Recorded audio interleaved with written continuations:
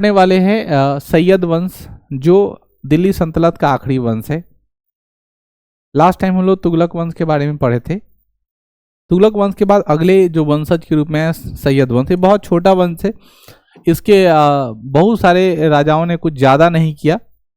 हम तो इसको एक दो लाइन में अनुभव क्वेश्चन का कहता है कि सैयद वंश के संस्थापक कौन है, खिज्र वंश, कहानी खत्म, खिज्र खां, ठीक है ना। लेकिन कुछ इंपॉर्टेंट बात करेंगे, उसके बाद दिल्ली सल्तनत को समराइज करेंगे। जो हम लोगों ने पढ़ा उस दिल्ली सल्तनत को समराइज करके एक जगह करने की कोशिश करेंगे। तो सैयद वंश 1414 से 1451 तक चला है, और इस 7 साल में यहाँ पे पहला जो है सैयद वंश के संस्थापक कौन थे, खिज्र खां, जो मैंने इसकी अभी थोड़ा देर पहले चर्चा की थी। सैयद वंश के संस्थापक खिज्र खां था, जिन्होंने कभी भी सुल्तान की उपाधि धारण नहीं किया, और इसके बदले उन्होंने पैगंबर को सेनापति की उपाधि धारण किया था। पैगंबर कौन है, इस्लाम धर्म का प्रवर्तक, इस्लाम धर्म का प्रचारक को पैगंबर कहते हैं। या तुम ऐसे कह सकते हो, आप लोगों को पता है भगवान बुद्ध के बारे में मैंने आपको बताया, भगवान बुद्ध भगवान की खोज में समाधि लिए थे। किसके खोज में, भगवान की खोज में। कहाँ गए थे, उड़ुवेला अर्थात गया में गए थे, और वहां जाकर के उनको ज्ञान की प्राप्ति हुई थी ना, बोध गया में। ज्ञान की प्राप्ति का मतलब भगवान। आज के समय हर वो आदमी भगवान हो सकता है जो विद्वान है, जिसकी सोच संकीर्ण नहीं है, बृहद है। जिसका सोच संकीर्ण हो गया वो कभी इंसान भी नहीं बन सकता। कोटेटेड आदमी उसको बोलते हैं, जो एक लेयर से लेपा हुआ है, जो अपने बारे में सोचेगा।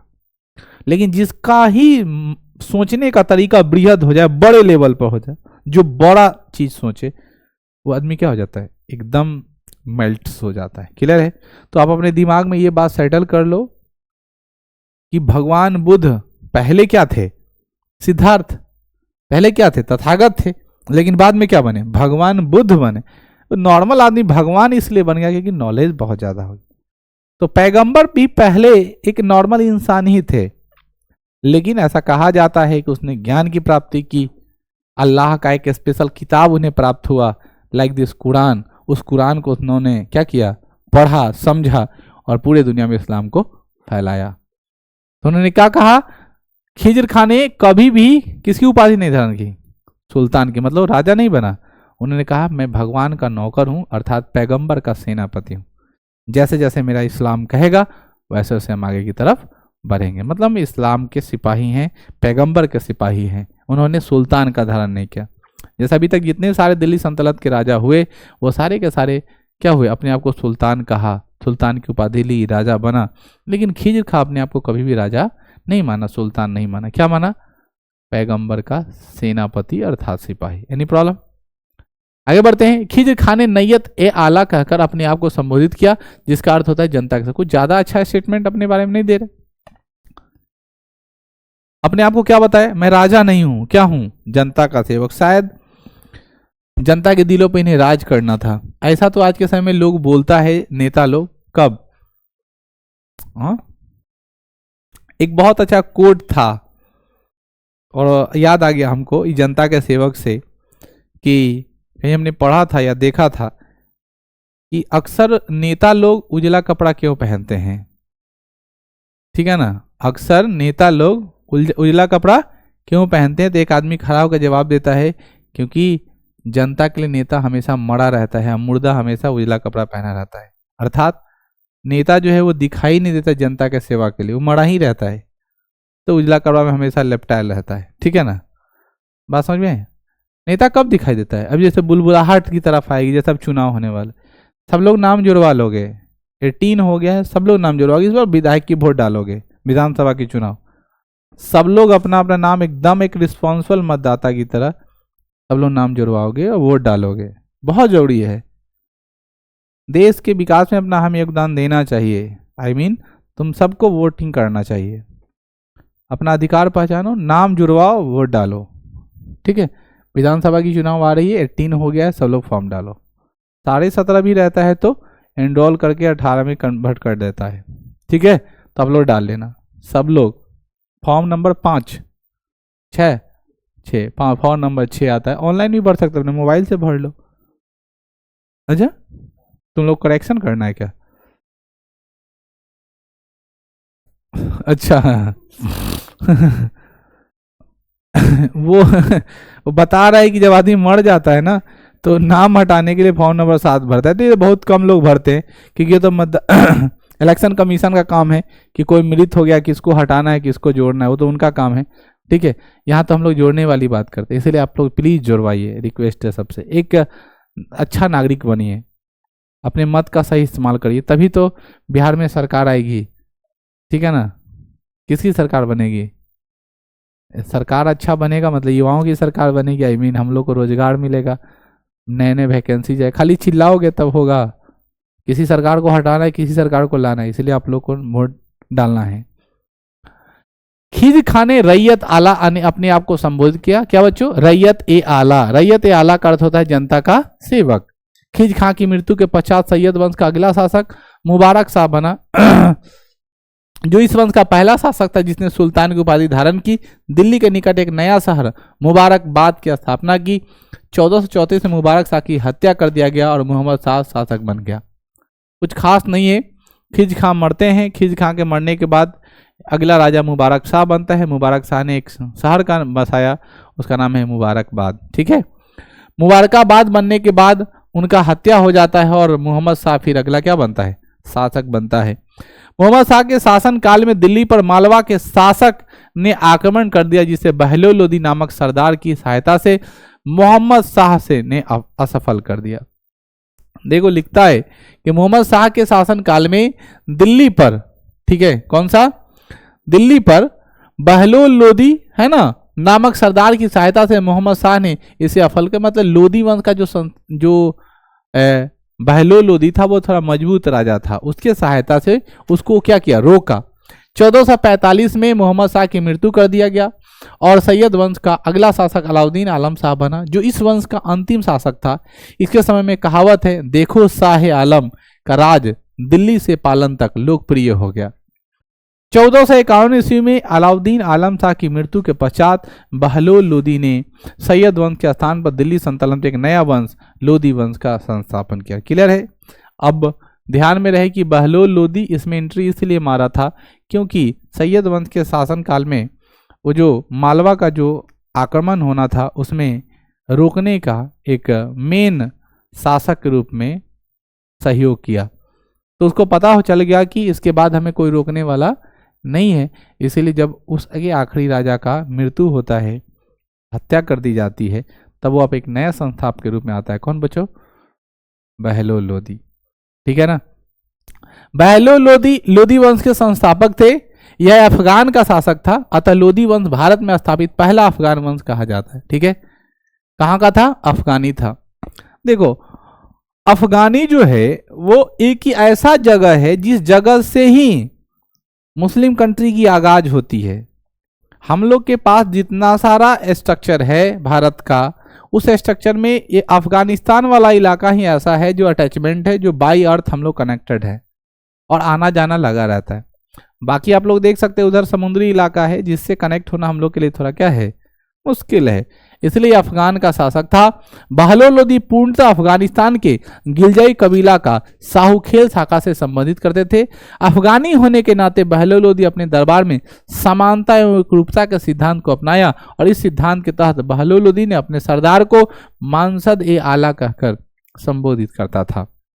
अर्थात समानता का सिद्धांत मतलब वो अपने आप को ये नहीं कभी समझा कि हम राजा है तो हमारी सिंहासन बहुत बड़ी होगी, नहीं, वो सबको बराबर, एकता का सिद्धांत, बराबरी का सिद्धांत, इक्वलिटी के सिद्धांत पर काम करते हैं। जैसे होता है बड़े बड़े होते थे कि राजा का बहुत बड़ा सिंहासन होगा, मंत्रियों का अलग सिंहासन होगा, इसका अलग सिंहासन होगा, सब अलग अलग तरीके से काम करेगा, लेकिन इनके पास ऐसी कोई व्यवस्था नहीं थी बच्चों। ठीक है, आगे हम लोग बढ़ते हैं।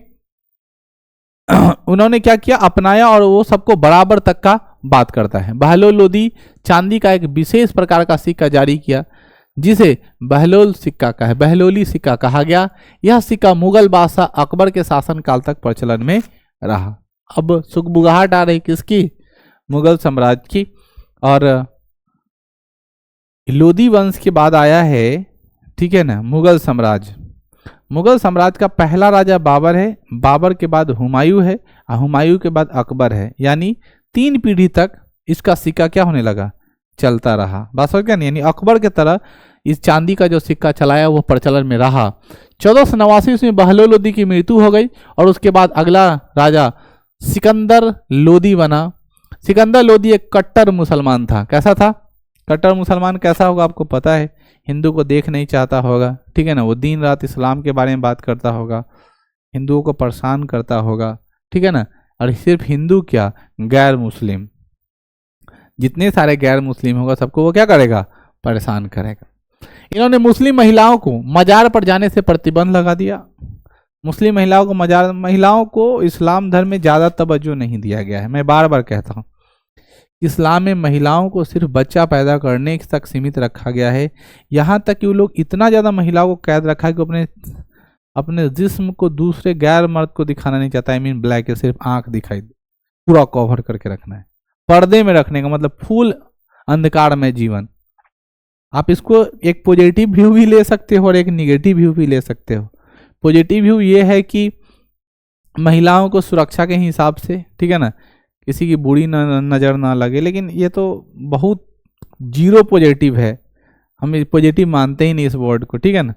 नज़र ना लगे मतलब किसी गलत दृष्टि ना उस पर पड़े, या किसी को हम देखें ही ना, उसके बारे में सोचें ही ना, एंड सो ऑन। लेकिन अगर इसका निगेटिव वाइसिंग करे तो बहुत ज़्यादा है। उनका अधिकार छीन लेना, ठीक है ना, घर तक सीमित रखना, यहाँ तक कि मंदिर मस्जिद में नहीं जाने देना, मजार पर नहीं जाने देना, ये सब क्या है, निगेटिविटी है। पूरे बॉडी को कवर करके, अब कल्पना करो इस गर्मी में, इस अवस्था में, ठीक है, इतना भयंकर गर्मी है और पूरे बॉडी को काला कपड़ा से कवर किया हुआ है। सोचो, मे भी, ठीक है ना, उस तरह का पहनावा, अगर उस तरह का रूल रेगुलेशन हो तो पहनना पड़े। कम से कम घर से बाहर जाए तो उस तरह का ड्रेस मेंटेन करता होगा, ठीक है। अब तो धीरे धीरे मॉडर्न का ज़माना आया है तो सब कुछ बदला है। अब नहीं उतना पता चलता कि ये हैं वो हैं, लेकिन पहले ये सब बहुत ज़्यादा था। वो हिंदुओं में भी होती थी, बात समझ गया ना। ऐसा नहीं कि मुसलमानों में ही, हिंदुओं में भी ऐसी होती थी कि लड़कियों को घर से बाहर। मैंने तब कहानी सुनाया है कि जितना बड़ा आदमी, उसकी पत्नी को वृद्ध तक कोई आदमी देखता नहीं था। बात समझ में आई। बड़े बड़े ऑफर को ठुकरा देता था, लेकिन पत्नी को बाहर की तरफ नहीं निकलता था। आजकल हम लोग छोटा सा ऑफर, अगर कोई आदमी बोल दे कि चाय हम सिर्फ पत्नी को देंगे, तो बोलेगा ठीक है जाओ लेके आओ, तुम जाओ लेके आओ, हम बैठे हुए। इतना छोटा ऑफर नहीं जाने देगा। अगर कोई आदमी बोले कि सिर्फ महिलाओं को यहाँ चाय दिया जाता है, तो लगा देगा महिला को कि ठीक है जाओ 2 चाय लेके आओ। ऐसी हालत। अब पहले के समय में बड़े बड़े नौकरी आ जाता था ऑफर में, बोल ना जाता ही। वो लोग का कलेजा बहुत मजबूत होता था, हर चीज त्यागने की क्षमता होती थी। आज भी उस तरह के हम कह सकते हैं आज के ज़माने में संकीर्ण मानसिकता के लोग, तो अभी भी संकीर्ण मानसिकता के कुछ लोग तो कहता है कि हम मर गए हैं, जो तुम कमाने जाओगे, हम तुम कमा के नहीं पेट भर रहे हैं। और एक बार गुस्सा होगा, पुरुष बोलेगा ठीक है तो तुम ही कमाओ, हम नहीं जाते, हम घर में रहेंगे। तो महिला क्या करती है मजबूरी में, बात समझ गए। लेकिन एक न्यूज़ में आया था कल ही, तो TRE3 का नियुक्ति पत्र बट रहा था, तो उसका विवाह था अगले दिन। मतलब विवाह होके मतलब अगले सुबह वाला नहीं होता है, तो डायरेक्ट ससुराल से, बारात से ही डायरेक्ट आ गया था। मतलब हाँ, मतलब पूरा नाक ऊपर सिंदूर लगा, तुम लोग देखे हुए वीडियो।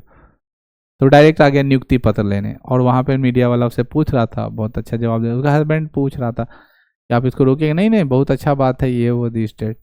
कमेंट उसका पढ़ना, फिर समझ में आएगा दुनिया कैसा है। कमेंट पढ़ना जरूर चाहिए, जो तरह तरह के लोगों की मानसिकता पता चलता है। एक वीडियो कहीं पे डाल दो और फिर उसमें कमेंट पढ़ो, किसी की प्रतिक्रिया नहीं देना है, तुम लोगों का आकलन करो इस संसार में कैसे कैसे लोग हैं और क्या क्या सोचते हैं किसके बारे में। इन्होंने मुस्लिम महिलाओं को मजार पर मजार समझते हो, जैसे हम लोग में मंदिर होता है, तो मंदिर जो होता है वो भगवान का एक पावन स्थल है। उसी तरह मुस्लिमों में जब कोई आदमी मर जाता है, उस व्यक्ति को हम लोग बोलते हैं पीर। क्या बोलते हैं? पीर। मिट्टी में उनको दबाया रहता है, वहाँ पे एक जैसे हम लोग बनाते हैं मरे हुए आदमी का घर बनाते हैं, जिसको स्तूप बोलते हैं। बौद्ध धर्म में मरे हुए आदमी का घर बनाते हैं, उसको क्या बोलते हैं? स्तूप बोलते हैं। उसी तरह उ लोग में जब बनता है तो लोग को क्या बोलते हैं, मजार बोलते हैं। तो वहां पर किसी महिला को नहीं जाना है। कब्रगाह में मिट्टी,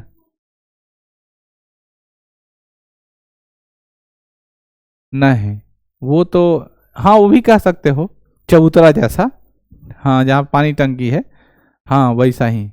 तो कब्रगाह में ना वैसे बहुत सारे मजार बने रहते हैं, बहुत सारे मजार है। तो सबे बारात के दिन लोग उसी में जाता है, सारे मुस्लिम लोग रात्रि में वहाँ पे किताब रख के कुरान पढ़ता है लोग, ठीक है ना, अपने पूर्वजों को याद करता है, कैंडल रातों रात जलाता है, ठीक है ना, तरह तरह की इबादत करता है। यूँ यूँ समझो जन्नत फरमाने की अल्लाह से दुआ मांगता है कि हमारे जो भी लोग मर गए हैं उसको क्या मिले, जन्नत फरमाया जाए, ठीक है, समझ रहे हो। उसी प्रकार हम लोग हिंदुओं में भी होता है, अपने पूर्वजों को याद करते हैं। शायद तुम लोग को नहीं पता होगा, कब याद करते हैं अपने पूर्वजों को सनातन धर्म में, पितृ पक्ष में, ठीक है ना, जो हम लोग भाद्रपद महीने मनाते हैं, भादो महीने में, ठीक है, भादो खत्म होने, नहीं भादो नहीं, आसीन महीने मनाते हैं, जो 15 दिन शुरुआती का होता है अंधेरा वाला। हाँ दुर्गा पूजा से पहले वाला जो 15 दिन टाइम होता है पितृपक्ष, जिसमें मम्मी लोग जीतिया पूजा करती है, वही वाला टाइम वो पितृपक्ष टाइम होता है। उसमें हम लोग अपने पूर्वजों को याद करते हैं, पितृ को पानी देते हैं। बात समझ में आया, यही सब प्रोसेस है। तो उतना है ना, सनातन में सबको पता नहीं है, या उसमें ज़्यादा इन्वॉल्व नहीं है, या हम लोग का पूर्वज हम लोग को उतना ज़्यादा इसमें इन्वॉल्व नहीं किया, बताया नहीं, उन लोगों की गलती है, ठीक है। लेकिन जो चीज़ है वो है, इस्लाम में है कि छोटे से बच्चे से लेकर बड़े बच्चे तक वो सबको लेके जाता है संडे में, फ्राइडे को जुम्मा कराने। हिंदू में ऐसा कोई नहीं है कि हर दिन, मान लो अगर मंगलवार है तो घर में सब बच्चा को बैठ के हनुमान चालीसा पढ़ना है, ऐसा रूल है क्या घर में? करना है करो, नहीं करना है नहीं करो। मम्मी को एगो जिम्मेवारी मिल गया, घंटा लेके पूरा घर में डोलाएगी, दीपक लेके ऐसे ऐसे बताएगी, उनको सांझ बांधने का जिम्मेवारी मिल गया है। लेकिन ऐसा परिवार के मर्दों का भी होना चाहिए कि आया कहीं ड्यूटी से तो जरूरी थोड़ा बहुत बृहद पूजा करे। मुसलमान लोग देखते हो कैसे पूजा करता है, कहीं से आया पैर हाथ धोया बैठ गया, भगवान को याद कर लिया। तुम लोग भी ऐसे करो, पैर हाथ धो अच्छे से, अपने आप को साफ सुथरा करो, थोड़ा बैठ जाओ, भगवान को स्तुति कर लो, क्या दिक्कत है। मेंटेलिटी है ये सब चीज। जैसे मम्मी लोग करती है, हमेशा नहाते रहती, फूल अगरबत्ती लड्डू लेके बतासा लेके बोआती रहती कि पैर हाथ धोई गया दिखाए। तुम लोग भी ऐसा करो, किया जा सकता है, ठीक है ना। लेकिन अब तुम्हारा मन नहीं है तो जबरदस्ती भी नहीं, लेकिन वहां पे बाउंडेशन है, हर दिन जाना है, हर फ्राइडे को जाना है नहा वहां के। साथ ही मुसलमानों का ताजिया निकालने पर प्रतिबंध लगा। ये ताजिया क्या है? ताजिया तो आप लोग जानते हो, एक तो मजार पे नहीं जाना है, दूसरा क्या क्या मुसलमानों को बोला ताजिया नहीं निकालना है। अब देखो जो निकालते हैं ना हम लोग ये वाला, जिसको दाहा बोलते हैं, उसी को बोलते हैं ताजिया। तो कहा कि ये क्या निकालते रहते हैं, तो बैंड करो। क्योंकि वो अफगानी मुसलमान था, उसको इससे बहुत ज़्यादा एलर्जी था कि क्या हसन हुसैन का ही निकालते रहते हो बार बार, इसे बंद करो। ताजिया निकालने पर प्रतिबंध लगा दिया। सिकंदर लोदी ने 1504 में एक नया शहर आगरा की स्थापना, एकदम याद रखना, आगरा शहर की स्थापना किसने की है? सिकंदर लोदी ने की है, ठीक है। आज भी आगरा है, आप लोग जानते हैं, ठीक है। आगरा में ताजमहल है, और इसे 1506 में अपनी राजधानी बनाए। कुछ दिनों के पश्चात आगरा के निकट एक नया शहर सिकंदरा की भी इन्होंने स्थापना की। सिकंदरा शहर में मुगल बादशाह अकबर का मकबरा है। इसका एक ट्रिक है बच्चों, कौन सा बादशाह का कहाँ कहाँ मकबरा है, उसमें हम कहते हैं जो आपके लिए बहुत ज़्यादा काम आएगा, वो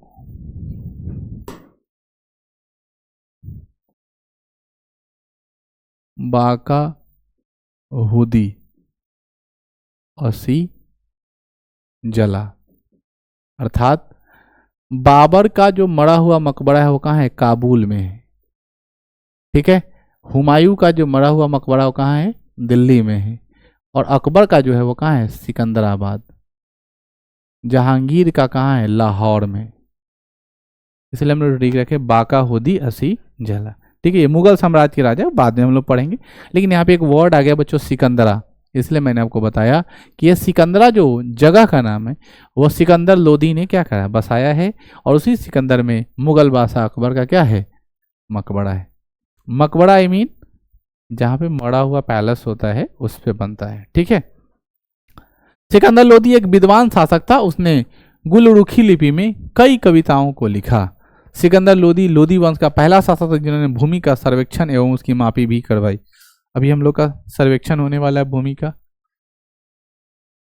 शायद नीतीश कुमार के लिए ऐसा कहा जाएगा कि नीतीश कुमार ऐसे मुख्यमंत्री थे जो अपने काल में भूमि को क्या करवाए, सर्वेक्षण कराया, मैपिंग कराया। क्या पता नीतीश कुमार अभी विधानसभा का चुनाव फिर ना मुख्यमंत्री बने या बन जाए। अब किसके शासनकाल में क्या होता है वो तो कंफर्म नहीं है, लेकिन जो रियलिटी उस पर तो हम लोग बात करेंगे ना, है कि नहीं। देखो सब लोग अपना एक इतिहास बनाना चाहता है। किसी किसी हम लोग प्रधानमंत्री को याद करते हैं, भारत की प्रथम महिला प्रधानमंत्री ऐसे याद कर लेते, तो अपने आप में एक हिस्ट्री हुआ ना। तो जो काम करेगा, जैसे मान लो तुम बन जाओगे, आईएएस बन जाओगे, आईपीएस बन जाओगे, डीएसपी बन जाओगे, कुछ भी बन जाओ, एक ऑफिसर बन जाओ, तो हमको लगता है कोल्हुआ की पहली डीएसपी बनोगे या कोल्हुआ का पहला ऑफिसर बनोगे, ठीक है ना। एक कीर्तिमान होगा, तुम्हारा ऑटोबायोग्राफी आया, क्यों नहीं आएगा, अपना बुक लिखो, अपना बुक प्रकाशित करो, ठीक है ना। नॉट टू बी जोक्स, जब जोक की बात ही नहीं, तुम लोग हंस रहे हो, बहुत सीरियस बात है, क्यों नहीं तो अपना कीर्तिमान स्थापित कर सकते हो। कंपेरिजन तो चलता रहता है, इतिहास बनता है ना। कोई बहुत अच्छा मार्क्स लेकर के आया है, कोई बहुत अच्छे सिलेक्शन अच्छे पद पर जाता है, तो कीर्तिमान तो स्थापित होना ही है। अरे आज नहीं तो कल, समय लगेगा, लेकिन सपना होता है। अब तुम लोग देखो कितना मोटिवेशन बताएं तुम लोग को। कोई आदमी बोलता है 10 साल 15 साल शादी के बाद भी किसी किसी को, ठीक है ना, 16 साल 17 साल पर जाकर सिलेक्शन लेता है। तो टाइम होता है भाई, हर चीज स्टडी करने में टाइम लगता है। दाल भात हो रही कि सौन लिए खा लिए। अब जैसे हम लोग कोई ओकेजन करते हैं और हम आपको परिचय देते हैं, हम लोग का परिचय का क्या जरूरत है, हम लोग तो दाल भात जैसे हैं, रोज दिन मिल रहे हैं दाल भात, हम लोग की परिचय करने की क्या जरूरत है। कोई नया इनरोल आदमी है वहां पे परिचय करने की बात है, हम लोग का परिचय एकदम दाल भात जैसा है। तो अपने आप को थोड़ा मूवेबल बनाइए, एकदम मूवेबल, मूव आउट करना बहुत ज़रूरी है बच्चों। आप लोग वहीं पे रुके हैं, अपना इतिहास खुद बनाओ। तुम लोग को लगता है कि सर ऐसे ही बकवास करते रहते हैं, देखो तुम लोग को हम बता रहे हैं, जब तुम लोग आगे की पढ़ाई करोगे, पीएचडी में जाओगे, ठीक है ना, यानी जब तुम पीएचडी करने लगोगे, जब स्पेशलिस्ट ज्ञान है ना बुआ, ज्ञान ज्ञान पिरामिड होता है। ज्ञान क्या है, पिरामिड जानते हो, ऐसा है। नीचे जो होता है ना स्क्वायर फेज में होता है, 3 डायमेंशनल, ऐसे बेस जाकर के ऊपर है, उस दिन बताए भी थे शायद। ज्ञान कैसा है, पिरामिड है। जैसे नीचे तो बहुत सारे सब्जेक्ट पढ़ने, मैट्रिक में देखो ये वो 50 को सब्जेक्ट पढ़ना है, फिर इंटर में गए थोड़ा कम हो गया, फिर ग्रेजुएशन में गए थोड़ा कम हो गया। अब जब स्पेशलाइजेशन की बात हम कर रहे हैं, जैसे जैसे ऊपर जाएंगे वैसे वैसे आप स्टार होते जाइएगा, और फिर जाइएगा पीजी में तो और स्पेशल हो जाइएगा, जब पीएचडी में जाइएगा तो आप एकदम स्पेशल हो जाइएगा। पीजी में ही 4 सेमेस्टर में आपको स्पेशलाइजेशन करना होता है, रिसर्च की बात आती है, और उसके बाद पीएचडी में जाइएगा, थीसिस लिखना शुरू करिए, तब आपका इंटरनेशनल। ऐसा नहीं कि सिर्फ ये साइंस में होता है, आर्ट्स में भी होता है, सब सब्जेक्ट में होता है कि आपको वहाँ पे थीसिस लिखना होगा, और आप अपना नोट्स, आप अपना बुक इंटरनेशनल लेवल प्रकाशित कराएंगे। अभी जो आपके वीसी हैं बिहार यूनिवर्सिटी के, उनका 200 इंटरनेशनल पेपर निकला हुआ है। हाँ, तिल का तार बनाना जिसको बोलते हैं, अपना अपना थीसिस लिख लिख के बाहर की तरफ निकाल रहा, ठीक। तो सब लोग अपना इंटरनेशनल लेवल पे सब लोग को करना है, लेकिन आप लोग तो पढ़ाई को कुआं का मेढक समझते हैं कि इतनी दूर है, और हर चीज में बहुत बेटर कैरियर है। आप लोग सोच रहे कि नॉर्मल ऑनर्स कर रहे हो तो बेकार है, बहुत अच्छा चीज है, आप उसको अच्छे से करो तो सही। कॉलेज जाना चाहिए, पता है बुआ, कॉलेज जाना चाहिए। I am humbly request all of you, college जाना चाहिए। वहां जाने से ना तुम्हारा बहुत चीज का मतलब सुधार हो जाएगा।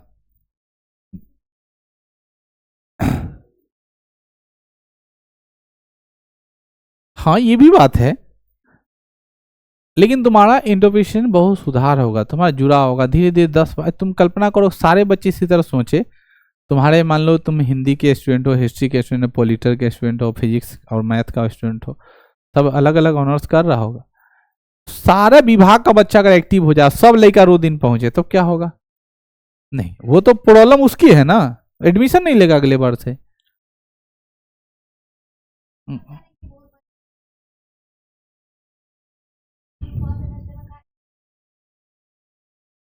तो पास ही नहीं हुआ होगा, सारा बच्चा प्रमोट हो गया होगा। ऐसे ही पोस्ट ग्रेजुएशन में भी होता है, जैसे आदमी पीजी मतलब लंबा लंबा समय तक करता है, एक बार ले लिया एडमिशन, एक बार फेल हो गया तो छोड़ देगा, दूसरा काम में चल जाएगा, फिर गया तब ऑनलाइन से शुरू करेगा, फिर वो कोई पेपर लटका रहता है छोड़ दिया था, अगला बार देंगे, ऐसा चलते रहता है, लंबा समय तक खींचते रहता है। वो सब उतना सीरियस नहीं लेता है, क्योंकि उस सब का भी कोई ग्रेजुएशन हो गया, सारे फॉर्म आराम से डाल सकते हैं, मास्टर की डिग्री की बहुत स्पेशल जरूरत नहीं देते, लोग ऐसे ही छोड़ते रहता है, वही प्रॉब्लम हुआ होगा। ठीक है, टेक्नोलॉजी की तरफ चला गया होगा, लेकिन जनरल फिजिक्स में भी बहुत कैरियर है, बहुत ज़्यादा कैरियर। अब आप लोग सिर्फ जानते हो कि हाँ ग्रेजुएशन कर लिए हो गया, बहुत ज़्यादा कैरियर। आगे कभी मौका मिलेगा तो इस पर हम लोग चर्चा करेंगे कितना ज़्यादा कैरियर है, लेकिन अभी तत्काल जो कर रहे हैं उसको बहुत मन से करिए, अपना कुछ यूनिक सोचिए। हिंदी ऑनर्स ले लिए हो, आपसे जाओगे इंटरव्यू में सवाल पूछेगा, कुछ कविताएं आपकी रचित हैं, कुछ पंक्तियां आपका रचना है, मुंह बात हो गए, क्या बताओगे? कुछ चीज़ों को जोड़ना सीखो, कोलैप्स करना सीखो, हमारी रचना है। कैसे हम लोग छोटा छोटा शायरी बना लेते हैं, तुम हुस्न नहीं हुस्न का दरिया हो, हम तुमसे प्यार करते हैं क्योंकि तुम करिया हो। छोटी, ठीक है ना, छोटी सी बात को हम लोग कैसे अपने से जोड़ लेते हैं, जो भाट होता है वो तुरंत तुरंत जोड़ जोड़ के कैसे गाते रहता है। तो फिर तो तुम लोग भी क्यों, उसी तरह होता है, राइटर वैसे ही बनता है, चीज़ों को जोड़ना सीखो, कहानी बनाना सीखो। जैसे तुमको कहानी बनाना है, एक दिन मैं निकली घर से अचानक, उसने कहा, जैसे कहानी लिखता है उसी लैंग्वेज में लिखना शुरू करो, एक कहानी बनाओ, धीरे धीरे 2 पन्ना 3 पन्ना कहानी लिखना शुरू करो, बस अपने आप सुधर जाएगा। उसका सारांश क्या है पहले दिमाग में सेटल करो, उसी तरह बात बनाते बनाते लिख दो, इंटरेस्टिंग हो जाएगा, रोचक हो जाएगा थोड़ा। ये सब करना चाहिए, क्रिएटिविटी के पार्ट है, तभी तो तुम्हारा दिमाग शार्प होगा। तो खा लेना सूझ जाना, सुधराना उठ जाना, खा लेना सूझ जाना, सूझ जाना खा लेना, मोबाइल से बाहर निकल ही नहीं रहे हो, सबसे बड़ा फालतू चीज है वो, कोढ़ी बना देता है आदमी को। वो खाली 1 सेकंड का रील्स, 1 सेकंड का रील्स, 1 सेकंड रील्स स्क्रॉल करते रहो, बेकार चीज है, बचो सबसे। लिखो अपने से थोड़ा ना, जैसे मान लो कोई ओकेजन होता है उस पर अपनी कुछ स्वरचित कुछ छंद होने चाहिए, कुछ कॉपी पेस्ट करो, कुछ जोड़ो, कुछ हटाओ। किसी आदमी को बहुत ज़्यादा मतलब अट्रैक्ट करना है तुम्हारे अंदर, मान लो कि हम यहाँ का चीफ गेस्ट हैं और मेरे बारे में कुछ अगर लिखना है तो 2 4 10 लाइन लिख दो, और फिर ऐसे बोल दो, जो आदमी वहाँ का चीफ गेस्ट बोलो उसके लिए डेडिकेट, सर आपके लिए डेडिकेटेड है, 10 लाइन बोलो, कितना ज़्यादा तुमसे प्रभावित होता है। ऐसे ही होता है स्पेशलाइजेशन, ये सब चीज़ सीखना चाहिए। खैर, भूमि मापी के लिए गज या सिकंदरी नामक मापक इकाई की बात की गई। गज एक इकाई होता है जो 60 इंची का होता था, कितने इंची का? 60 इंची, 60 इंची मतलब 5 फीट, ठीक है ना, 5 फीट का होता था। इन्होंने आयुर्वेद का फारसी में अनुवाद फरग सिकंदरी के नाम से करवाया था। सिकंदर लोदी ने कुतुब मीनार का भी मरम्मत करवाया। शुरुआत किसने कराई? कुतुबुद्दीन ऐबक। बनवाए किसने? इल्तुतमिश। मरम्मत किसने करवाया? सिकंदर लोदी। 1570 में सिकंदर लोदी की मृत्यु हो गई। इसके बाद अगला राजा इब्राहिम लोदी बना, जो लोदी वंश का अंतिम शासक था। ये वाला लाइन आपको याद है। इब्राहिम लोदी ने 1526 ईस्वी में पानीपत के प्रथम युद्ध, पानीपत कहाँ है? हरियाणा में, बाबर के द्वारा पराजित कर दिया गया और बाबर ने लोदी वंश के स्थान पर एक नया मुगल वंश की स्थापना किया।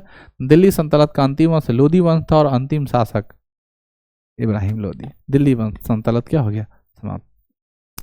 1526 में पानीपत के युद्ध में इब्राहिम लोदी मारा गया और इब्राहिम लोदी की मृत्यु के बाद बाबर ने एक नए साम्राज्य की स्थापना की। ठीक है, वो क्या है?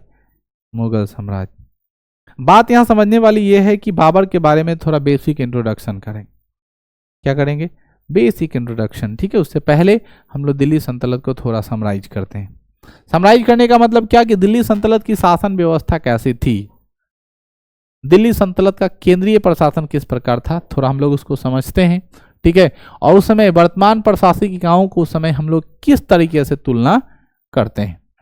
देखो, दिल्ली सल्तनत के प्रशासनिक व्यवस्था में अब्बासियों के प्रशासनिक व्यवस्था पर आधारित है, खास करके केंद्रीय प्रशासन के स्तर पर। सबसे पहले हम लोग बात करते हैं सुल्तान कौन होता था। वर्ड बार बार आ रहा था, पहला वर्ड सुल्तान। केंद्रीय प्रशासन का प्रधान सुल्तान होता था। वह विधायिका, कार्यपालिका और न्यायपालिका का सर्वोच्च होता। अब तो समझ में आ रहा है, ये तो मॉडर्न वर्ड यहाँ पे लिखा हुआ है कि जिसके पास विधायिका, कार्यपालिका और न्यायपालिका तीनों को मिलाकर के उसके पास पावर हो और उस पर वो काम करता हो। कि विधायिका का, कार्यपालिका का और न्यायपालिका तीनों को मिलाकर काम करता था, इसीलिए सुल्तान पावरफुल है। सुल्तान की सहायता के लिए कई विभाग होते थे जो विभिन्न कार्यों का निष्पादन करते थे। पहला, जियादीन बर्नी ने दिल्ली सल्तनत के मुख्यतः 4 विभाग चर्चा किया है। और ये 4 विभाग क्या है? दिल्ली सल्तनत ने यानी बर्नी साहब ने बताया है कि 4 विभाग होते थे। पहला का नाम है दीवान, ये सब पहले आया था। पहला का नाम है दीवाने वजारत। यह एक कैसा विभाग है? वित्त विभाग। आप लोगों को पता चल गया, यानी पैसा का लेन देन वाला विभाग, ठीक है ना, जहां से पैसा कौड़ी का लेन देन की चर्चा होती होगी। अब लिखता है कि इसका प्रधान वजीर कहलाता था। वजीर सुल्तान के बाद राज्य का सर्वोच्च अधिकारी होता था और वह प्रधानमंत्री की तरह काम करता था। सुल्तान की उपस्थिति में राजस्व विभाग के साथ समान प्रशासन को भी देखता था। कुल मिलाकर सुल्तान राष्ट्रपति है। कार्यपालिका, विधायिका और न्यायपालिका का पावरफुल आदमी कौन होता है? प्रेसिडेंट, राष्ट्रपति। लेकिन वास्तविक कौन होता है? प्रधानमंत्री। समझ में आया? उसी प्रकार वजीर जो होता था वह सुल्तान न होने पर समान प्रशासन का भी काम देखता था और उसके बदले वो प्रधानमंत्री के रूप में काम करता था। यानी वर्तमान समय में आप प्रधानमंत्री की तरह हो सकता है। वजीर का कार्य क्षेत्र बहुत बड़ा था, इसलिए कार्यों में सहायता प्रदान करने के लिए नायब वजीर होता था, मतलब उप। कार्य क्षेत्र बड़ा है, प्रधानमंत्री का तो बहुत सारा कार्य क्षेत्र, वो अकेले थोड़े करता है, मंत्री परिषद बना लिया।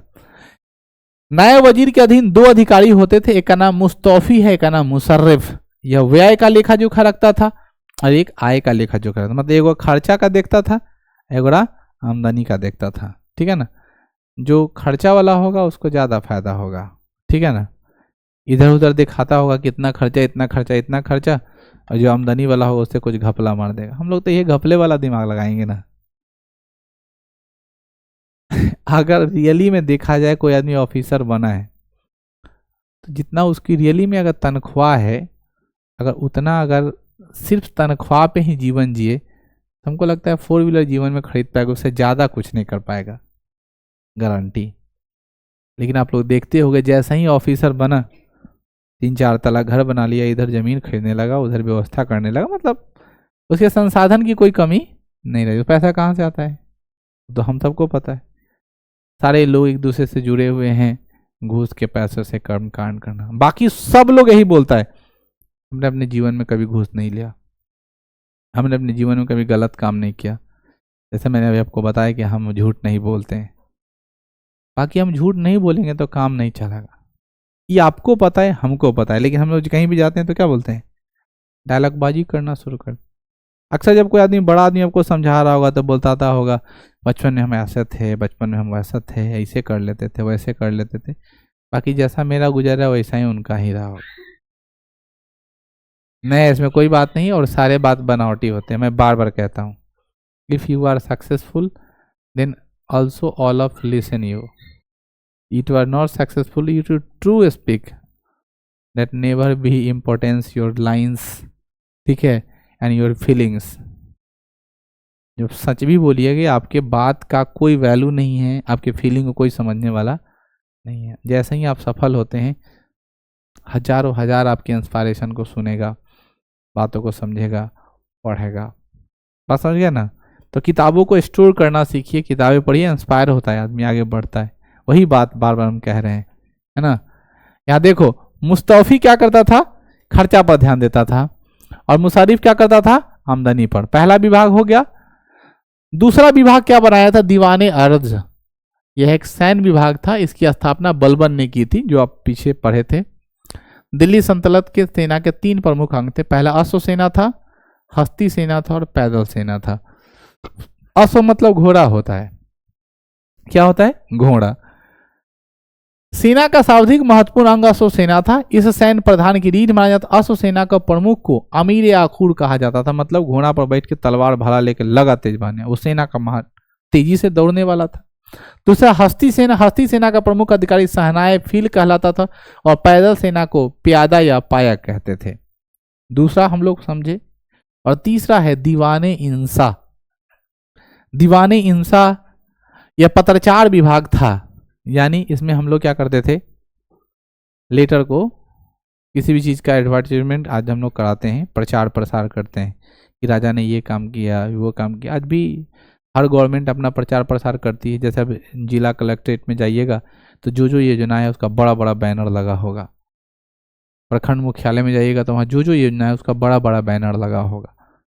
तो ये बात चलती ही रहती है, सब लोग अपना अपना प्रचार करवाता है। बड़े बड़े कोचिंग संस्थान भी अपना प्रचार करवाती है, प्राइवेट स्कूल अपना प्रचार भी। मार्च का सीजन चल रहा है अभी, तो आप लोग घर पे देख ही रहे होंगे, गांव में प्राइवेट स्कूल वाला एकदम पर डे धावा बोल रहा होगा।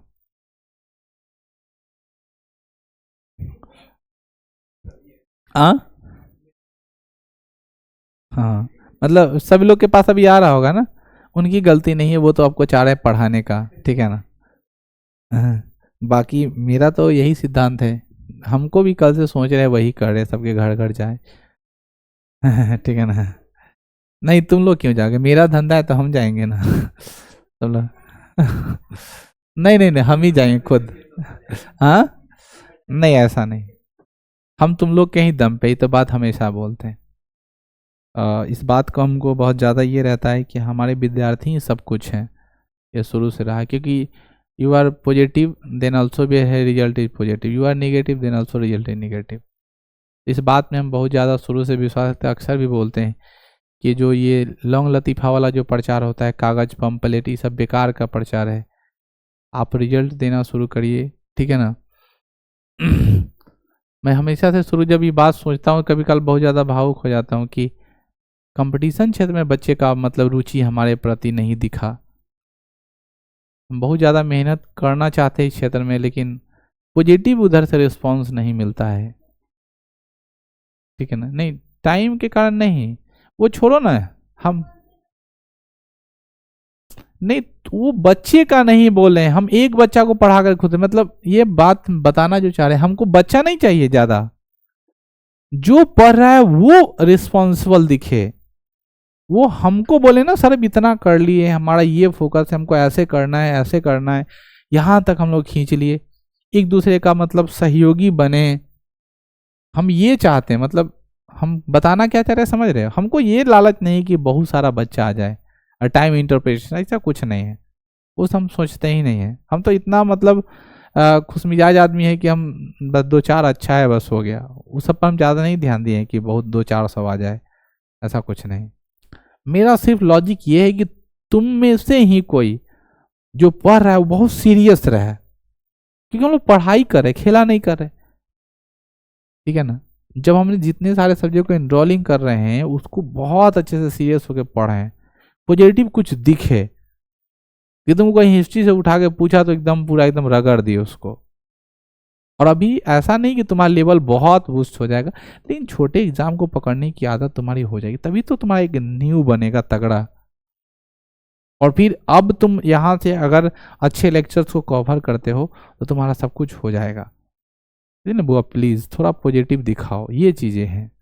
बच्चा पढ़ना कहाँ चाहता है, स्टूडेंट सब तो होता ही है, वो चीज़ आपका पावर है, लेकिन रिजल्ट भी तो दिखना चाहिए। इसका क्या मतलब है कि पढ़ाए जाओ, कोई पॉजिटिविटी नहीं है, टेस्ट देना उसके नाम में कोई सीरियस नहीं है, मतलब कोई रिस्पॉन्स नहीं दिखता है कि हाँ मतलब पढ़ भी रहा है।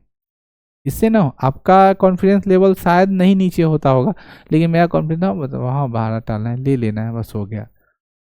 जो रियल है वो रियल है, और आप भी अंदर थोड़ा जुनून टाइप का दिखा तो फिर मज़ा आता है। ऐसा नहीं बात, वो टाइम का कोई इशू नहीं है। अगर आज शाम को अगर 6 बजे पापा बोल दिए कि शाम को 6 बजे कपड़ा खरीद दे लेना जाके, तो 6 बजे घर से निकल के कपड़ा खरीदेगी। देखना, यहाँ तो तुमको आना एकदम नॉर्मल फॉर्म में पढ़ने आना है। किसी के यहाँ शादी ब्याह होता है, दोस्त के यहाँ पार्टी में जाना है, रात को होता है पार्टी, चल जाएगी, उस समय उसको कोई खतरा नजर नहीं आएगा। ठीक है ना, समझ रहे हो ना, तो वो बात है। तो मतलब ये बात है अपना, लेकिन पढ़े मना रहता, हाँ। तो वही बात है, पॉजिटिव व्यू नहीं लेना चाहता, अब क्या करें तुम्हें बता। बहुत बार हाँ।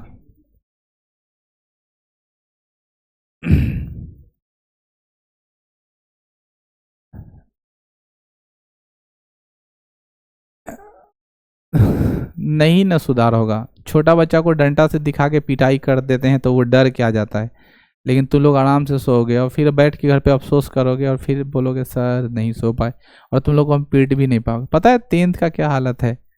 10th में बच्चे में से लगभग 40% बच्चा हर दिन अपसेंट रहता है। वो आएगा तो बिहान में लगू नहीं आएगा, बोलेगा सुतले है, ऐसा सुतन वाला ही का था।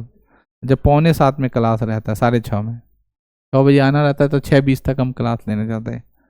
और जूनियर सेक्शन का सुबह वाला देखो बैच, उसको अगर हम बोल देते हैं तो उसका हालत खराब रहता है। एक दिन सट किया अभियान से फिर एकदम टाइम नहीं आने लगा। तो छोटे बच्चे का एक खौफ रहता है, इसीलिए तब विचार रहेगा। ठीक है ना, इस बात को तो तुम लोग कभी मेरे पास रखे भी नहीं कि हाँ टाइम के कारण बहुत लोग वेटिंग में हैं। हाँ, जैसे नाम बताओ।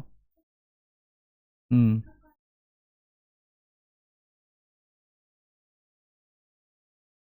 अच्छा, हाँ, ठीक। हाँ हाँ, ठीक है, वो इशू रहता है, लेकिन टाइम अपने आप को मेंटेन करके थोड़ा रखना, और ये थोड़ा आउट भी पड़ जाता है, और स्वाभाविकता है इधर लोगों के घर से निकलना मुश्किल हो जाता है। ओके, ठीक है, विचारणीय रहेगा अगर कुछ ऐसा बनता है। अभी तो हम रिसर्च पे हैं, तो अभी थोड़ा दिक्कत है। अभी तो हम मतलब 11th वाले बैच को भी एडजस्ट करने में सोच रहे हैं, अप्रैल के बाद कैसे एडजस्ट होगा। ये हमको जाना है अभी आउट ऑफ इंडिया, तो वही प्रोग्राम कर रहे हैं, मतलब थेसिस लिख रहे हैं, कुछ काम करना है, ये बात। फिर भी तुम लोग देखना, अपना अपना थोड़ा पॉजिटिव दिखाओ, छोड़ो दुनिया का कौन क्या कर रहा है। और दूसरा बात यह है कि ऑनलाइन और ऑफलाइन में जमीन आसमान का फर्क होता है, एक बात लिख लेना। ठीक है, तुम किसी आदमी से ऑनलाइन बात करते हो वीडियो कॉल पे, या सामने बैठ के बात करते हो, दोनों में फीलिंग आ जाता है। जब तुमको उसको प्यार करना, बहुत अच्छा से गले लगाना हो, तो ऑनलाइन में लगा लो गले, वही फीलिंग आ जाएगा तुमको। बताओ, ऐसा हो सकता है पॉसिबल? बोलो।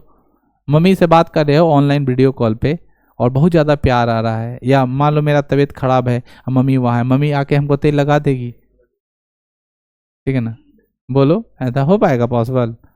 सेम पोजीशन क्लास का है।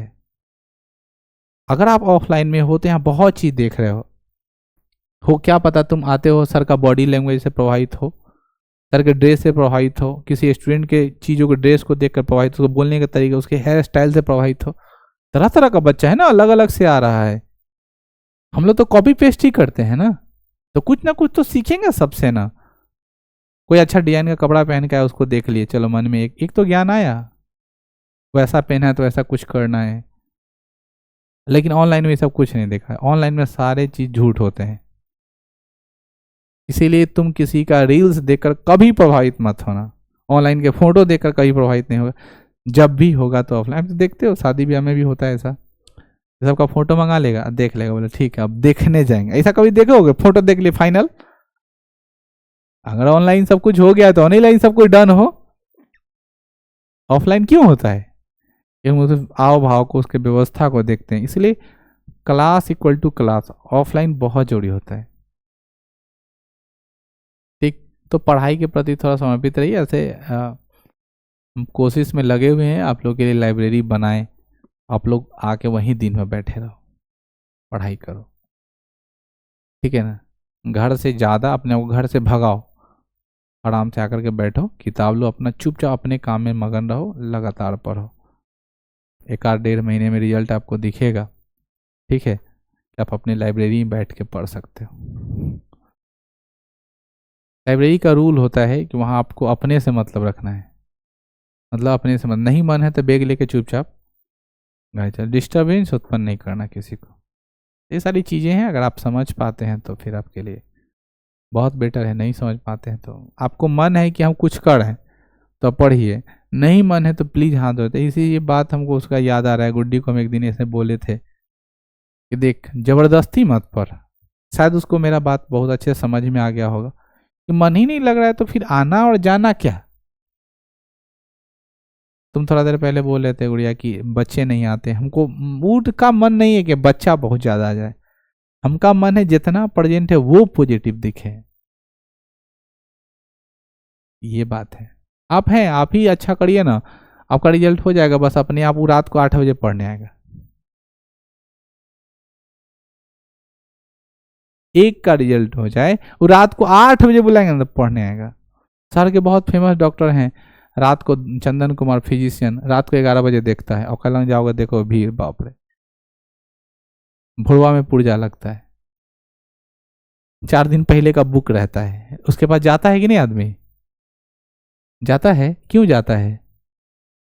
अपने गुणों से, अपने क्वालिटी से फेमस है। अब ऐसा नहीं समझो कि सर अपने आप को बहुत ज़्यादा काबिल समझ रहे हैं, लेकिन इसका एक पॉजिटिव व्यू भी है कि तुम किसी के लिए बहुत ज़्यादा फ्लेक्सिबल हो जाओ, ये भी ठीक नहीं है कि जो बोला वैसे मुड़ गए, तुम बोले ये करो, वो बोला वो करो, वो बोला वो करो, तुम जल्दी जल्दी डाइवर्ट होते चले गए। इसको लालची आदमी कहते हैं। आप अपने हिसाब से सब कुछ करिए कि आपका क्या एडजस्टमेंट है। आपके लिए तो बहुत सिंपल है, बोल देना कि ये कर लिए, लेकिन मेरे लिए बहुत सिंपल नहीं है। हर चीज़ का टीचर, एक अच्छा बेटा, एक अच्छा रिश्तेदार को निभाने वाला, एक अच्छा सोशल वर्कर, समाज को भी देखना रहता है। ठीक, अपनी कैरियर है सबसे बड़ी बात। ठीक है, एक रिस्पॉन्सिबल स्टूडेंट हूँ मैं, वो सब करते हुए भी आज एक अच्छा प्रीस्ट भी हो सकता हूँ। सप्ताह में 2 तो पूजा ही रहता है। तो कहने का मतलब क्या है, वैसे बनावटी बात तो है नहीं, तुम लोग तो इतना तो जरूर कवर करके देखते होगे, इतना इतना में इन्वॉल्व रहते हैं ये। तो कहने का मतलब क्या, ये सब चीज़ भी आपको देखना है और फिर भी अपने आप को एस्टेब्लिश करना है। तो कैसे करोगे? समय उसी में तो निकालोगे, इधर उधर करोगे। समय तो नया बच्चा देता नहीं, या कोई कॉपरेटर भी नहीं। और कोई कॉपरेटर है तो जैसे कॉपरेटर लगाओगे बस तुमको बर्बाद कर देगा। कॉपरेटर इक्वल टू योर बर्बादी, आप परेशान हो जाए। ये सारी बातें हैं, इसलिए आप लोग अपने आप को थोड़ा इनरोल करो, पॉजिटिव व्यू में लाओ। जैसे जैसे हम बता रहे हैं ना, बाहर की तरफ निकलो, कीचड़ में मत फंसो, पढ़ो। जिस विभाग में हो, जो चीज लिए उसके बारे में कम से कम डीप नॉलेज रखो, अच्छा से पढ़ो।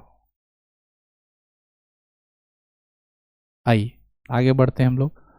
पैदल सेना कर लिए। तीसरा विभाग है दिवाइन सा, जिसमें पत्राचार की बात होती थी। पत्राचार अर्थात पत्र को प्रचार प्रसार करना, उसी पे हम लोग आए थे।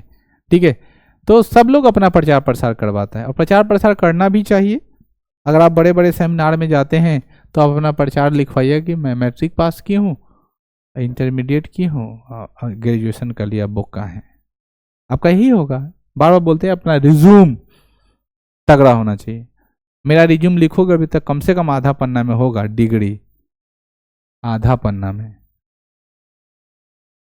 हो, बड़ा बड़ा अक्षर में लिखाएगा, ये वो दिस डेट, पूरा लाइन से आएगा, सरियाते रहो। अभी आप सोचो, कल्पना करो 3 गो हो गया होगा, डीसीए भी कर लिए हो तो लिख लेना उसमें कंप्यूटर एप्लीकेशन का 4 गो हो जाएगा। चौथा कर रहे हो परसुइंग इन ग्रेजुएशन, बस इससे ज़्यादा तो कुछ नहीं लिखोगे। ये बढ़ाना है। डॉक्टर भीमराव अम्बेडकर तुम्हारा मोटिवेशन होना चाहिए। जो व्यक्ति अपने जीवन में इतना क्षेत्र में ग्रेजुएशन पीएचडी कर करके इनरोल किया, जीवन भर मतलब ज्ञान अर्जन करने के फेरा में रह गया। पढ़ाई की कोई उम्र नहीं होती, लगे रहिए और बैठिए मत फ्री। कोई सेशन में कहीं एडमिशन लीजिए, कुछ करिए, लगातार करते रहिए, लेकिन जो भी करिए मन से करिए, ज्ञान लीजिए। और पढ़ा हुआ कभी खराब नहीं जाता, लिख लो। आज से 10 साल 15 साल पहले कोई आदमी ग्रेजुएशन करके, बीएड करके, स्टेट करके बैठा हुआ था पागल की तरह, और एक बैग भोंड फूटा बड़ा सा, अकलोल बकलोल सब मास्टर बन गया। अकलोले बकलोल कहते हैं। फर्स्ट पेज में बीपीएससी टीआरई में पीजीटी में जितना हुआ उसको आता कथी है, खाली ग्रेजुएशन पास हुआ है और नॉर्मल कटअप क्रॉस किया, नौकरी हो गया। समझ में? अकलोल बकलोल सबको हो गया। कुछ कुछ सब्जेक्ट में तो पूरी नहीं रहा है, कुछ कुछ सब्जेक्ट में अभी भी कैंडिडेट नहीं मिल रहा है। तो पढ़ा हुआ कभी खराब नहीं जाता है। सो रिक्वेस्ट है सबसे, पढ़ो और मौका नहीं मिलेगा पढ़ने का फिर दोबारा। समय का नजाकत समझो। बहुत हम चाहेंगे अभी ग्रेजुएशन में जाके पढ़ेंगे, हम लोग को अफसोस आता है हम क्यों नहीं कॉलेज किए, क्यों बीटेक वाले कॉलेज में रह गए। इधर भी करना चाहिए हमको, इधर का थेसिस हमको नहीं है, ज्ञान नहीं है। इसलिए जाओ, सब चीज़ सीखो, हर चीज़ में भाग लो, मौका नहीं मिलेगा। अभी ऐसे प्रोग्राम होता है कॉलेज वॉलेज में या कहीं भी, नाचने के लिए बोल दे ना, हम नहीं नाचेंगे, हमारा इज्जत चल जाएगा। तुम्हारी इज्जत है कहाँ, आता कहाँ है? उससे बड़ा बेइज्जत क्या होगा जो गांव में अश्लील गाना हम ताना नहीं मार रहे हैं, उससे क्या ज़्यादा बेइज्जत होगा जो अश्लील गाना बजा के चौक चौराहा पर बड़का प्रोग्राम लेके जो करते रहते हो। उससे तो जरूर अच्छा होगा कि क्लासिकल डांस वहाँ करना, हर चीज़, लेकिन आता ही नहीं। ये सब चीज़ें है, स्पीच देना है, पेंटिंग बनाना है और बहुत सारा अद्भुत कला है, आप उसको प्रसारित करिए। ये सब नहीं पॉसिबल है क्योंकि आता नहीं। जो चीज़ आएगा वो तुम जरूर करोगे। अपने आप को स्पेशल बनाओ, थोड़ा सीखो, मोटिवेट करो, आएगा तो तुम करोगे। अब जैसे तुम्ही को बोलेंगे यहाँ बोलने के लिए, बोलने के, हमको बोलेगा कहीं पे जाकर डांस करने का, हमको नहीं आता तो हम कैसे डांस करेंगे? पागल लेखन कूदना है तो कूद लेंगे, बाराती डांस जिसको बोलते हैं, लेकिन एक अच्छे ढंग वे में करना है। हमको बोलने के लिए बोलेगा तो हम कोशिश करेंगे क्योंकि थोड़ा मोड़ा आता है। ये सब चीज सीखिए। दीवाने इंसा पत्राचार विभाग था, विदेशों में पत्राचार यहीं से विभाग करता था। इसका प्रधान दबीर ममाली कहलाता था। दीवाने रसालत या रिसालत भी कहते हैं, धार्मिक विभाग था। दान आदि देना इसी विभाग का काम था। इस विभाग में प्रधान सदर उदसुदुर कहलाता था। दान विभाग मतलब जैसे किसी को डोनेट करना है। मैंने आपको बताया कि अभी रमजान का महीना चल रहा है, मुसलमान लोग एक पैसा निकालता है, उस पैसा को फितरा कहते हैं। दान की पैसा को क्या बोलते हैं? फितरा। और उस फितरे के पैसे को गरीब आदमी को दिया जाता है जो दीन हो, जो भाट उठाता है, नहीं, जिसकी स्थिति बहुत खराब, उसको वो दे दिया, फितरा की पैसा। तो भारत में विदेशी मुसलमान लोग, बहुत लोग वैसे दान वाले पैसा को भेजते हैं, जिसको बहुत लोग फंडिंग कहता है। नहीं, भारत में ऐसे बहुत सारे विदेशी लोग क्या करते हैं, भेजते हैं यहाँ पे दान वाला पैसा, क्योंकि भारत से ज़्यादा मुसलमान दूसरे दूसरे देश में हैं और संपन्न मुसलमान लोग हैं, तो वो लोग जो फितरा निकालता है यहाँ के गरीब फकीरों को दे देता है, बंटवा देता है। ठीक है ना, ऐसा व्यवस्था है। तो दान विभाग को उस समय देखने वाला कौन था? दीवाने रसालत। सदर उस सुधी धार्मिक विभाग के साथ साथ न्यायिक विभाग का भी प्रधान होता था। जब वह न्यायिक विभाग की तरह काम करता था तो वह दीवाने कजा कहलाता था और उसका प्रधान काजी उल कुजात कहलाता था। राज दरबार से कुछ अनधिकारी, राज दरबार में कुछ और अधिकारी रहते थे। ध्यान सुनना, पहला का नाम है वकील दर। वकील दर क्या होता था? सुल्तान का दैनिक कार्य देख रहा करता था, अर्थात लिख लेता था क्या सुल्तान अर्थात राष्ट्रपति साहब आज क्या क्या करेंगे, दैनिक कार्य की देखभाल करता था। वकील दर ही कारखाना में काम करने वाले दासों की देखरेख भी करता था। दूसरा है बाड़बाग, यह दरबारी शिष्टाचार के लिए उत्तरदायी होता था। सामंतों को उनके पदों के अनुरूप स्थान प्राप्त करता था। मतलब जो सामंती लोग थे, बड़ा बड़ा छोटा छोटा, वैसे उसका क्या करता था? सीट अरेंजमेंट करता था, ये कौन पहले आएगा, कौन बाद में आएगा, कौन क्या करेगा, कौन बड़ा है कौन छोटा है, ऐसी व्यवस्था वो बना करके रखा हुआ था। ठीक है बच्चों, अब हम लोग आगे बढ़ते हैं। आज के शासन व्यवस्था में दिल्ली सल्तनत की प्रांतीय समकालीन व्यवस्था के बारे में जानेंगे। आज हम लोग के समय में क्या होता है? देश होता है। उस जमाने में क्या होता था? सल्तनत होता था। ठीक है, उसके प्रमुख कौन होते थे? सुल्तान। तो देश का प्रमुख अभी कौन है? राष्ट्रपति। उसी तरह कौन है? सुल्तान। फिर हम लोग प्रांत बनाए तो राज होता है आज के समय। उस समय राज को क्या बोलते थे?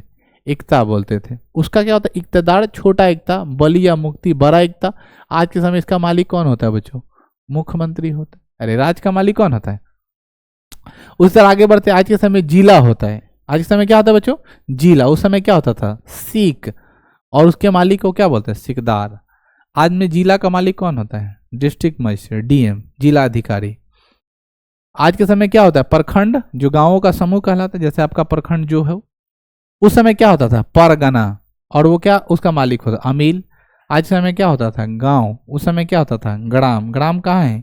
मुकद्दम, या उसको क्या बोलते हैं? मुखिया। आज के समय भी है। नाम याद रखेंगे। सल्तनत मतलब देश, एकता मतलब राज, सिख मतलब जिला, परगना मतलब प्रखंड, ग्राम मतलब गांव। ग्राम के मालिक को मुकदम कहा जाता था, परगना के मालिक को अमील कहा जाता था, सिख के मालिक को सिकदार कहते थे, एकता का मालिक को इकदार कहते थे, और सल्तनत के मालिक को सुल्तान कहते थे। सल्तनत कालिक अर्थव्यवस्था यानी सल्तनत काल में अर्थव्यवस्था की क्या स्थिति थी? सल्तनत कालिक अर्थव्यवस्था के बारे में हम लोग जानेंगे। दिल्ली सल्तनत में अर्थव्यवस्था के प्रमुख आधार क्या था? कृषि। और भारत की भी अभी अर्थव्यवस्था का मुख्य आधार क्या है? कृषि। बिहार की अर्थव्यवस्था का मुख्य आधार क्या है? कृषि। यानी हम लोग किस पर निर्भर है? ऐसा माना जाता है भारत में अधिकतर आबादी क्या है? कृषि पर आधारित है। और फिर भी कृषि की उत्पादन उतनी अच्छी नहीं वृद्धि हो रही है। सोचो देश का अर्थव्यवस्था कितना खराब। हमको तो लगता है भारत को सबसे ज्यादा पहले एग्रीकल्चर पे ही ध्यान देना चाहिए। जब बजट बनाना चाहिए तो पहले किसके बारे में? किसान के बारे में सोचना चाहिए। किसान को पूरा अच्छा फैसिलिटी देना चाहिए। लेकिन हम लोग क्या क्या बजट बना रहे हैं, कैसा बजट बना रहे हैं, कारपोरेट को बढ़ावा दे रहे हैं। जब तक हमको कच्चा माल ही नहीं मिलेगा तो कारपोरेट कैसे बढ़ेगा? मैन्युफैक्चरिंग पर हम लोग ध्यान देना है।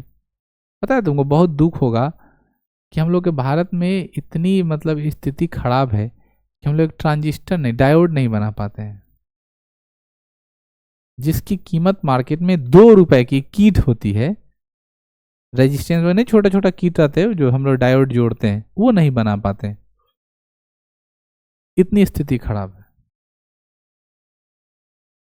मेकिंग लेवल कितना खराब। हम लोग खिलौना नहीं बना पाते हैं। चाइना हम लोग यहाँ एक्सपोर्ट करता है खिलौना, सस्ती जो टॉयज है आपको। फिर हम लोग के यहाँ बना हुआ खिलौना किसको? हम लोग के खिलौना बनेगा घर में के फाटल फड़ाक ले आएगा, हमें कचरा कोच देगा, दूगो एन्ने निकाल देगा, दूगो वैसा खिलौना लेके हमने कथी करें?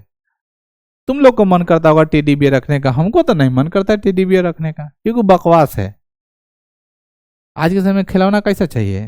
वो जो हरियरका वाला देखते होगे, हिलते हिलते वाला रहता है, ठीक है ना? कितना अच्छा हिलते रहता है। कुछ साउंड वाला निकाला, कुछ दबा रहे हो तो कुछ मतलब बच्चा को थोड़ा अट्रैक्ट करे, वैसा ना खिलौना। हम लोग उस पर तो दिमाग नहीं कर, कम लागत में ज़्यादा इनकम है। खिलौना में कितना, मेला में तुम खिलौना का दुकान कर लो, जितना पूंजी लगाओगे उतना पैसा भी आ जाएगा, कुछ कमा भी लोगे, तैयो तो सामान बाकी रहेगा, नहीं बिकार रहेगा। इतना ज़्यादा इनकम है, लेकिन हम लोग उस पर ध्यान नहीं देते। हम लोग आलतू फालतू पर लगाए हुए दिमाग। तो चाइना हम लोग से इसी ने कमा रहा है, तो उसके पास मैन्युफैक्चरिंग हब है। हम लोग के पास खेती है, न तो खेती सही से हो रहा है, न मैन्युफैक्चरिंग सही से हो रहा है। क्या करेंगे हम लोग? वही बात, तुम लोग जैसा युवा देश में रहेगा उसका क्या होगा? 10 में युवा में से 100 युवा में से अगर 5 गो उद्यमी अच्छा है तो कहता पहले ही सब लपक ले रहा है। लपक लेने का मतलब उसको हायर कर लिया और उसको गोबरचोत लड़की से ब्याह करा दिया, मतलब बकलोल से पैसा के दम पे करा दिया। क्योंकि लड़की को पहले ही एक सक्सेसफुल लड़का से किसी लड़की का शादी करना, इसका अर्थ है कि लड़की को पंगु बना के भेजा जा रहा है। पहले उसके दिमाग में भर दिया कि तुम्हारा हस्बैंड बहुत अच्छा है, पैसा वैसा ज़्यादा कमाता है, तुमको तुम्हारा लाइफ सेटल, तुमको अब कुछ करना ही नहीं है। जब तुमको संघर्ष करना पड़ेगा तब ना तुम कुछ करना चाहोगे। किसी भी सक्सेसफुल लड़का का हाथ अगर तुमको थमा दिया तो क्यों संघर्ष करना? हमारे बाबूजी अगर बहुत ज्यादा पैसा कमा के रखना तो वैसा लड़का चाहेगा कुछ संघर्ष करना? नहीं। इसीलिए कभी काल एक कोट हो जाता है, लोग सुनता रहता है कि भगवान तुमको बहुत मौका दिया है कुछ करने का, अपने खानदान में, अपने जो पीढ़ी है उस पीढ़ी में, ठीक है। दादा को लोग याद रखता है, दादा बहुत अच्छा काम किए होंगे, बहुत ज़्यादा जमीन वमीन खरीदे, दादा को याद किया। परदादा कुछ नहीं किया तो उसको नहीं याद किया। हो सकता है परदादा का बहुत ज़्यादा नाम रहा है, फेमस रहे हो एरिया का, तो परदादा का नाम याद रखेगा। दादा कुछ नहीं किया तो नहीं याद रखता है। सब लोग वही चाहता है। तो तुम्हारा तो अंत उसी दिन हो गया जब तुमको एक सक्सेसफुल लड़का से शादी हो गया। तुम खुद सक्सेसफुल बनो, ठीक है। लड़का का भी वही हाल है, आज तो लड़का लोग भी खोज रहा है, इवन हम भी। कोई सक्सेसफुल मिल जाए जिससे काम हमारा चल जाए, उसके साथ हम नहीं संघर्ष करना चाहते हैं। एडजस्टमेंट जो वुमेन डे के दिन आप लोग को बहुत ज़्यादा समझाए भी थे इस पर। सल्तनतकालीन अर्थव्यवस्था का प्रमुख आधार क्या था बुआ? कृषि था। सल्तनत काल में समस्त कृषि योग्य भूमि को स्वामित्व के आधार पर 3 भागों में बांटा गया। स्वामित्व मतलब मालिकाना आधार पर कितने भागों में? 3। पहला का नाम है खालसा भूमि, दूसरा का नाम इक्ता भूमि और तीसरा भूमि मफरूज भूमि। खालसा भूमि जो भूमि सीधे राज्य के अधीन होती थी और जिसका भू राजस्व सीधे राजकोष में जाता था, ऐसी भूमि को खालसा भूमि कहते थे। ऐसी भूमि जो किसी सैनिक अधिकारी या सामंत के वेतन के बदले प्रदान किया जाता था, उसे इक्ता भूमि कहते थे। जैसे कोई सैनिक हम लोग के यहाँ काम करा, उसको जो जमीन दान में दिया गया उसे क्या बोलते थे? इक्ता भूमि। और मफरूज भूमि जो होता था वो अनुदान या दान में दी जाती थी और करमुक्त होती थी, वैसी भूमि मफरूज भूमि कहते थे। जैसे मंदिर बनाने के लिए, स्कूल बनाने के लिए, मस्जिद बनाने, कुछ भी जहाँ डोनेट कर दिया, पंचायत भवन बनाओ, जैसे होता है ना सरकारी लोग जमीन दान में देता है, वैसे भूमि को क्या बोलते हैं? मफरूज। हमको नहीं लगता अब कोई दान उनमें देगा अब जमीन, अब देने वाला है। जो हो गया सो हो गया, अब तो सोचेगा जो दे दिए वापस ले लें। अब कोई आदमी दान में देना चाहेगा? कोई ऐसा नहीं होगा जो दान में देगा, ठीक है। वो अलग बात है कि हमारे देश से एक बहुत फेमस उद्योगपति मरे जिनका नाम रतन टाटा है, आप लोग पता है ना? उनके मृत्यु के बाद उनके जमीन का यानी संपत्ति का शेयर उनको कुत्ता को भी मिला। इसको तो पता है, कुत्ता को, ठीक है ना। उनके साथ एक लड़का रहता था सपोर्ट करने के लिए, उनका सहारा बनता था, उसको भी संपत्ति का शेयर, मतलब उन्होंने वसीयतनामा बनाया उसमें उसको मिला है। ऐसे ऐसे लोग होते, बड़े लोग की बड़ी बात। एक ही तो जिंदगी है, बार बार कहते हैं। चैरिटी में चला जाएगा संपत्ति, दान में, मतलब वही होता है, मतलब मालिकाना हक जिसके पास है धीरे धीरे चलता रह गया। मफरूज भूमि 4 प्रकार के होते थे। एक है इनाम, पुरस्कार स्वरूप दी गई भूमि इनाम कहलाती थी, जैसे आप बहुत अच्छा भाषण दिए, 1 कट्ठा जमीन दे दिए। मिल्क, निजी संपत्ति के रूप में स्वीकृत भूमि मिल्क कहलाती थी।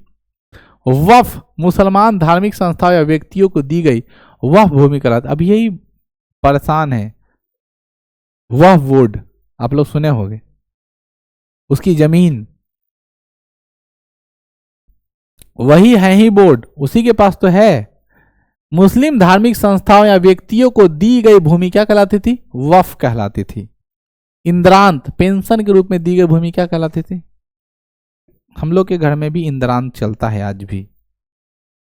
जब अपने बाप माँ को आप अलग करोगे, अपने भाई में बंटवारा करोगे, तो अपने जमीन को उनके जीने के लिए जीविका के रूप में दोगे। वर्ड सुने होंगे जो कहता है जीविका, 10 कट्ठा 15 कट्ठा छांट लेता है। जब तक बूढ़ा बुढ़िया नहीं मरेगा तब तक उसमें दोनों बेटा को हिस्सा नहीं मिला, उसको बोलते हैं जीविका। और उसी जीविका का नाम क्या है? इंद्रांत। भू राजस्व का निर्धारण कर कैसे निर्धारित होता था? सल्तनत काल में भू राजस्व के निर्धारण की 4 पत्तियां थी, ये तो आप लोग जानते हो। बटाई, इसी को हम लोग यहां लगा के बोलते हैं बटैया। बटाई में क्या होता था? खेत बटाई होता था, लंक बटाई होता था और रास बटाई होता था। खेत बटाई में क्या होता था? बटाई के लिए गल्ला बक्सी हासिल शब्द का प्रयोग किया जाता था। इस पत्ती में फसल का बंटवारा राज और किसानों के बीच होता था। दूसरा है मुक्तई, यह अनुमान पर आधारित भू राजस्व का निर्धारण पत्ती होता था। अनुमान मतलब अंदाज लगा लेते थे इसमें इतना इनकम होगा, इतना देना है। तीसरा है बच्चों कानकूत। कानकूत यह भी अनुमान पर आधारित भू राजस्व का निर्धारण पत्ती है। मसाहत, यह भूमि के माप के आधार पर भू राजस्व के निर्धारण की पत्ती है। इसकी शुरुआत अलाउद्दीन खिलजी ने की थी। भू राजस्व की व्यवस्था के बारे में चर्चा करते हैं बच्चों। दिल्ली सल्तनत की आय का सबसे बड़ा स्रोत भू राजस्व था, मतलब टैक्स। जैसे नीतीश बाबू जी का इनकम का स्रोत था शराब, लेकिन उन्होंने क्या किया, तब रजिस्ट्री चार्ज बहुत ज़्यादा बढ़ गया, क्योंकि उन्हें इनकम तो चाहिए। अब जमीन रजिस्ट्री कराने जाएगा अब तो आपका हालत ख़राब हो जाएगा। और फिर उन्होंने दिमाग लगाया कि हम गाँवों को किस में कन्वर्ट करना है? शहर में। और जब गांव को शहर में कन्वर्ट करेंगे तो नगरीय शुल्क लेंगे, निगम शुल्क, उससे भी हमको क्या होगा? इनकम होगा। तो सब लोग अपना अपना अर्थव्यवस्था बढ़ाने के चक्कर में उन्होंने ऐसा कर दिया। शराब खोल दिया जाए तो इलेक्शन आते आते तारी पर, ठीक है ना, बैन खत्म कर दिया गया है। समझ रहे हो ना नेताओं की चाल। जब तारी पिए रहा है उसी के साथ शराब मिला के पी लेगा तो आप क्या जानते हैं। मीटर लेके दिन में बउआते रहिएगा। देखो अगर शराब बंद है या खुला हुआ है, जो पीने वाला है वो कैसे पी रहा है कि नहीं। अगर शराब चालू रहता हम लोग थोड़े पीते, क्योंकि हम लोग नहीं पीते हैं। ठीक है, जो पीने वाला है वो आदमी पी रहा है, चाहे वो जैसे पिए। ठीक है ना। आजकल युवाओं को जो कोई काम नहीं कर रहा वो दिमाग लगाता पहले कि हम शराब बेचेंगे, चाहे वो कोई भी हुआ हो। हम देख रहे हैं वो कमाने नहीं जाएगा, वो दिन भर में एगो बोतल सेल कर लेगा, 500 रुपया उसको हो जाएगा, क्या जरूरी है। ऐसा मानसिकता बन गया लड़का सबका। दिल्ली सल्तनत में भू राजस्व के लिए सर्वाधिक प्रचलित शब्द क्या था, खराज या खिराज है। दिल्ली सल्तनत में भू राजस्व का समान रूप से प्रचलित दर उपज 1/3 या 33% था। आपको याद है एक पहले 1/2 था, 1/2 को फिर 1/3 किया, फिर 1/3 को 1/2 के रूप में क्या कर दिया गया, कन्वर्ट कर दिया गया। यहां पर कुछ हम लोग उस टाइम में ना व्यवस्था कराए थे। ठीक है, कुछ कर, उस कर में हम लोग क्या कर रहे थे, सल्तनत काल में कुछ कर था जिसमें हम लोग धार्मिक कर की चर्चा करते थे। जकात, सदका, जजिया, ये सब आपको पहले बता दिया हूं। मकान पर लगने वाला कर को धरी कहते थे, चारगाह पर लगने वाला कर को चराई कहते, पहले पढ़े हो। यहां पर इंपॉर्टेंट बात है जो आपको याद रखना है, किसकी स्थापित कला क्या क्या थी उसके बारे में आपको जानना है। दीदी का चलो बाद में बात करेंगे। यहां पे देखो स्थापित कला क्या है, कुवत उल इस्लाम मस्जिद किसने निर्माण कराया, कुतुबुद्दीन ऐबक। स्थान कहाँ है, दिल्ली। कुतुब मस्जिद इस्लामिक शैली में ही इमारत है। 2.5 दिन का झोपड़ा का निर्माण किसने करवाया, कुतुबुद्दीन ऐबक। कहाँ है, कुतुब मीनार की शुरुआत किसने कराई, कुतुबुद्दीन ऐबक। कहाँ बना, इसके बारे में लिखा हुआ है जो आप लोग को पहले से पता है। पूरा किसने किया था, इल्तुतमिश। ठीक है। सुल्तानगढ़ी मकबरा किसने बनाया, सुल्तानगढ़ी मकबरा इल्तुतमिश ने बनवाया है। कहाँ है बच्चों, दिल्ली में है। ठीक है, जो इसके बड़े पुत्र का क्या है, मकबरा है। भारत मुसलमानों द्वारा निर्मित पहला मकबरा कौन है, सुल्तानगढ़ी का मकबरा। बात करते हैं बलबन का मकबरा, कहाँ है, दिल्ली में है। अलाई दरवाजा अलाउद्दीन खिलजी ने बनाया, कहाँ, दिल्ली में। जमान खाना मस्जिद कहाँ है, अलाउद्दीन खिलजी ने कहाँ बनवाया है, दिल्ली में। उसकी कुछ स्पेसिफिकेशन है जिसको आप लोग ध्यान में रखना है। रुकने आलम का मकबरा किसने बनवाया, गयासुद्दीन तुगलक। कहाँ बना है, दिल्ली में बना है। ठीक है ना। खाने जहां तेलांगनी का पुत्र, कहाँ बनाया, दिल्ली में बनाया। अब ये सब आपको दिमाग रखना है कि दिल्ली सल्तनत से ये सारे रिलेटेड हैं। ठीक है। एक लाइन जो बहलोल लोदी या चतुर्भुजी मकबरे सामंतो अकबर चतुर्भुजी के प्रकार हैं। अष्टभुजी मकबरे सुल्तानों के मकबरे मुख्यतः अष्टभुजी प्रकार के होते थे। और लोदी शासकों का मकबरा, सभी लोदी शासकों का मकबरा एक ही जगह बनाया गया जिसे बागे जूड़ कहते हैं, जो आजकल लोदी गार्डन के नाम से जाना जाता है। ठीक है। इसमें जो स्पेसिफिकेशन है ये वाला लाइन को जरूर पढ़ना। जैसे कुतुब मीनार के बारे में है, कुतुब मीनार का सूफी संत बख्तियार की काकी के याद में उसका गुरु था, उसके में बनाए गए। ये सब पढ़ा दिए हुए हैं पहले, लेकिन उसको समराइज करके दिया हुआ है, तो लास्ट वाला इसको नोट करके आप क्या करोगे, पढ़ लोगे। ठीक है। ये पूरा शॉर्ट हो गया। दिल्ली सल्तनत हम लोग पूरा कर लिए। इसके बाद हम लोग मुगल साम्राज्य पढ़ेंगे, वो भी बहुत बड़ा चैप्टर है। ठीक है, चलिए, थैंक यू।